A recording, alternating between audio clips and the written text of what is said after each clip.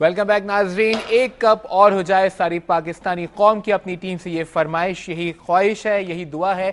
और यूनुस खान बड़े एतमाद से कह रहे हैं कि सिर्फ 2 मैचेस और वर्ल्ड कप 2020 के बाद अब चैंपियंस ट्रॉफी भी हमारे पास आएगी।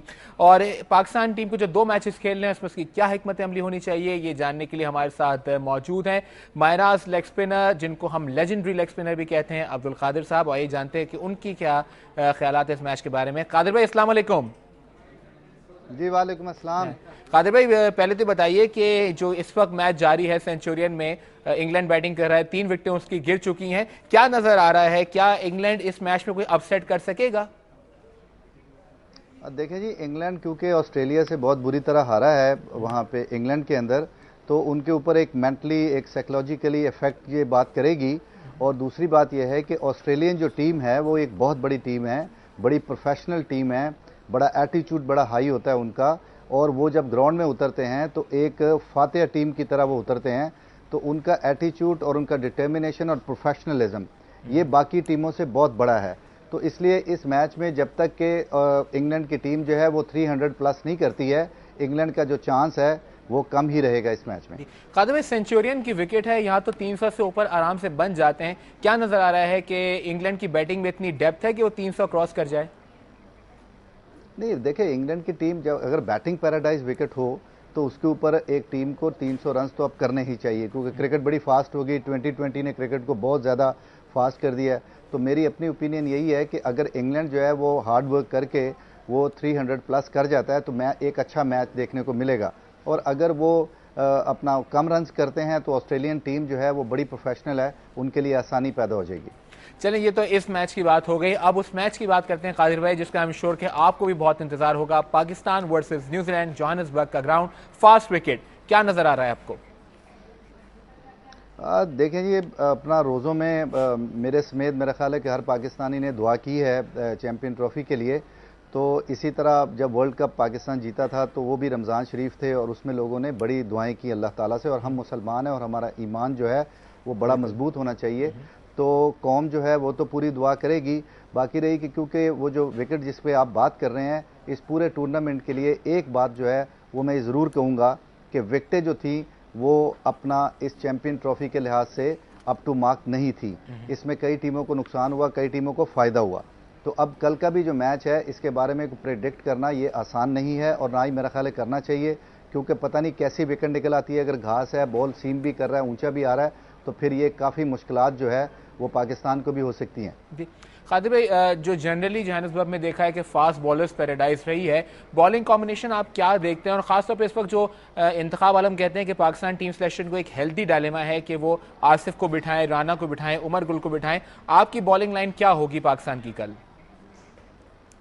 मुझे नहीं समझ आ सकी कि आपने क्या बोला, कि इंतखाब आलम साहब क्या बोलते हैं? जी, इंतखाब आलम साहब कहते हैं कि एक हेल्दी डायलेमा है कि हमारे पास इतने अच्छे फास्ट बॉलर्स हैं और हमें चूज करने में प्रॉब्लम हो रही है कि हम किस किस को खिलाएं।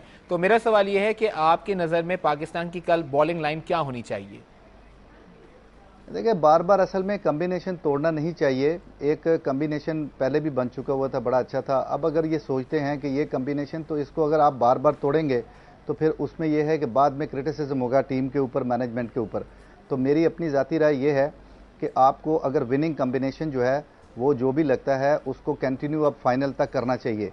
ये नहीं कि आप कल भी अपना उसमें भी तोड़ फोड़ कर दें और उसके बाद जब देखें कि कल अगर कोई मतलब कोई मुश्किलात आई हैं वो, तो आप फाइनल के लिए फिर ऐसा सोचें। एक अल्लाह ताला पे यकीन रखें और जो भी टीम है, अगर फास्ट बॉलर हमारे पास ज़्यादा है तो ये अल्लाह ताला का शुक्र है। तो आप एक जज्बे के साथ जाएं और टीम को या चैंपियन ट्रॉफी जीतकर एक अच्छा तोहफा दें। जी बिल्कुल कादिर भाई, वही हमारी ख्वाहिश है और I am sure Yunus Khan भी ये करना चाह रहे होंगे। आपके एक्सपर्ट ओपिनियन से फायदा उठाना चाह रहे हैं। उमर गुल थोड़े से थके थके दिखाई दिए लास्ट जो 2 मैचेस हुए हैं, आसिफ की बॉल में काफी काट दिखाई दे रही है। क्या किया जाए, किसको ड्रॉप किया जाए इस मैच में, किसको रखा जाए? आपके ख्याल में कौन उस विकेट पर ज्यादा अच्छा परफॉर्म करेगा? देखिए, ये तो मैनेजमेंट ने अपने लिए खुद मुसीबत डाली। मतलब ये है कि एक आदमी जो 1 साल से क्रिकेट नहीं खेला हुआ, आप उसको ट्रैवल करवाते हो, फिर उसको या तो आप वेस्ट इंडीज़ के खिलाफ पहला एक मैच खिलवा दें, क्योंकि पता है आपने जीत ही जाना है, और उसको उसका देख लें कि उसकी फिटनेस और वो कैसा है।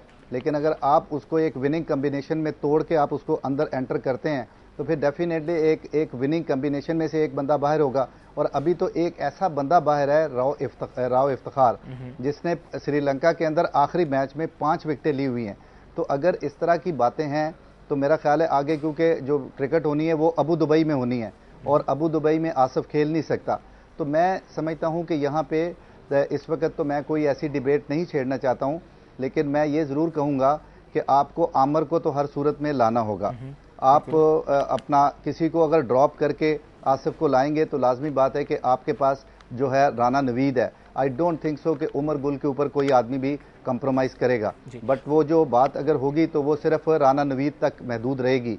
और दूसरी बात जो सुनने को मिल रही है वो ये है कि शायद मिसबा को वो ड्रॉप कर रहे हैं और शायद इमरान नज़ीर को वो ओपन करवा रहे हैं। तो अगेन एक चीज़ जो है वो फिर आ जाएगी कि आप मतलब अगर तोड़ के, तो ये समझ मुझे नहीं आ रही है कि ये किस तरह की है। लेकिन बहरहाल उन लोगों की मैनेजमेंट की एक सोच है, तो उस सोच के ऊपर जो है अभी हम सबको मतलब ये है कि चुप रहना पड़ेगा। जी अच्छा कादिर भाई, ये तो मैच हो गया। एक और बात जिस पे हम मुख्तलिफ क्रिकेटर से बात करें, आपसे भी एक आखिरी सवाल करता चलूंगा। आईसीसी अवार्ड जिसमें जो कल हुए और उसमें पाकिस्तान को मुकम्मल तौर पर नज़रअंदाज किया गया है। खासतौर पर T20 की जो कैटेगरी थी उसमें उमर गुल थे, शाहिद आफरीदी थे, लेकिन दोनों को ही अवार्ड नहीं मिला। हम वर्ल्ड चैंपियन हैं और उसके बावजूद हम अवार्ड से महरूम हैं। ये जानकर बड़ी तकलीफ होती है कादिर भाई। नहीं, मेरा नहीं ख्याल है जी। ये बात मेरे से किसी और ने भी की थी मेरे ऑफिस में, बट मैंने जो आज देखा दोपहर को, तो उसमें जो अवार्ड सेरेमनी थी उसमें उमर गुल को कैप दी गई है और वो दिलशान के साथ खड़ा होकर उसने इंटरव्यू भी दिया है। दिलशान को भी कैप मिली है। तो मैंने तो ये देखा है, अब अगर किसी वजह से वो उसका ग्रेड नहीं था या वो ग्रेड 2 पे दिया गया या उसको शाबाशी दी गई, दिया ज़रूर गया। मैंने उमर गुल का खुद इंटरव्यू सुना। चलें कादिर भाई, बहुत शुक्रिया हमसे बात करने का। आप हमेशा बड़े अच्छे कमेंट्स देते हैं और हमारी ख्वाहिश होगी कि जैसे जैसे टूर्नामेंट आगे बढ़ता जाए, पाकिस्तान टीम फाइनल में पहुंचे, हम फिर आपको एक बार तकलीफ दें। नाज़रीन, यहाँ पर वक्त हुआ है ब्रेक का, कहीं जाएगा नहीं। हमारे साथ सना और उनके हस्बैंड मौजूद हैं। ब्रेक के बाद उनसे काफ़ी मज़ेदार किस्म की बातें करेंगे।